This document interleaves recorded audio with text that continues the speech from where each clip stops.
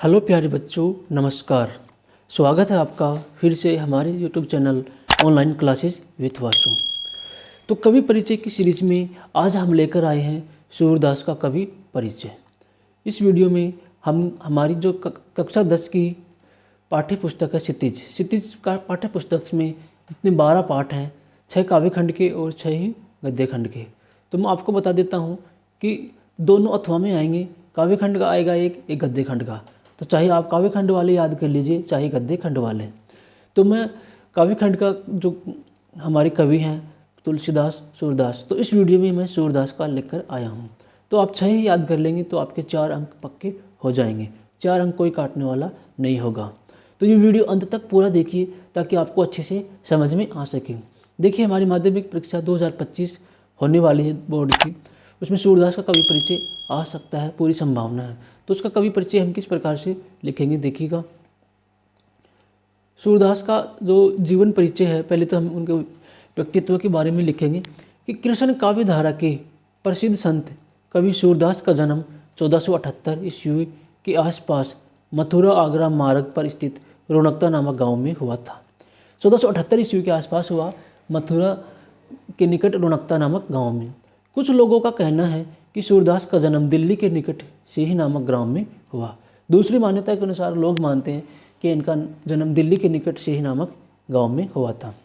इनके माता पिता के बारे में कुछ हमारे पास जानकारी नहीं है, लेकिन इनके गुरु के बारे में है कि इनके गुरु का नाम वल्लभ आचार्य था और ये काव्य अष्टछाप के कवियों में प्रमुख स्थान रखते थे। इनकी भाषा जो थी ब्रज भाषा में ये रचना करते थे। कृष्ण भक्त कवि थे। इनके बारे में एक और कथन प्रसिद्ध है कि जन्म से क्या थे, अंधे। क्योंकि सूरदास जो थे जन्म से क्या थे, जन्म से अंधे थे। आगे देखिएगा सूरदास की रचनाएं, प्रमुख रचनाएं देखिए सूरदास की। अष्टछाप के प्रमुख कवि कृष्ण भक्त कवि। तो आ जाइए कि अष्टछाप के कवि कौन है, तो हमारा उत्तर होगा सूरदास। इनकी प्रमुख रचनाएं देखिए। सूरदास का प्रिय रस श्रृंगार और वात्सल्य है। हमारा जो पाठ है ना सूरदास के पद, उसमें श्रृंगार रस ही है। और श्रृंगार का भी कौन सा, वियोग श्रृंगार। श्रृंगार प्रेम से संबंधित होता है, वात्सल्य बच्चों के प्रेम से संबंधित। इनका प्रिय गुण है माधुर्य गुण। इनकी भाषा है ब्रज भाषा का परिष्कृत रूप, अर्थात बिल्कुल शुद्ध ब्रज भाषा का इन्होंने प्रयोग किया। इनकी काव्य की विशेषता ये है कि इनकी काव्य में जो विशेषता ये है कि विचित्रता, उनकी जो कथन है, गोपियों के जो कथन है वो बहुत ही विचित्र कथन है। अर्थात अपने आप को भोली कहती हैं, फिर भी वो उद्धव को अपनी बातों में हरा देती है। देखिए, इनकी रचना 3 प्रमुख है। सूर सागर, साहित्य लहरी, सूर सारावली। भ्रमर गीत सूर सागर से लिया गया है। सूर सागर ही इनकी प्रसिद्धि का आधार। तो सूर सागर जो है इनकी प्रसिद्धि का आधार है। उसमें 5000 से अधिक छंद बताए जाते हैं सूर सागर में। उसका एक अध्याय है भ्रमर गीत। भ्रमर गीत से ही उद्धव नामक अध्याय जो हमारे पाठ किताब में भी है वो लिया गया है। अंत में इनकी मृत्यु हुई थी 1583 ईस्वी में।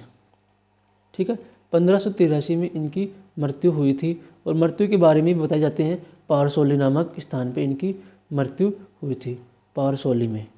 और ये अपने जीवन काल में श्रीनाथ जी के मंदिर में भजन कीर्तन किया करते थे। आप ये भी लिख देना।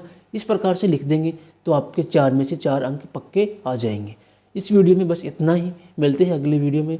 चैनल को लाइक कर दीजिए, एक प्यारा सा कमेंट कर दीजिए। थैंक यू, जय हिंद।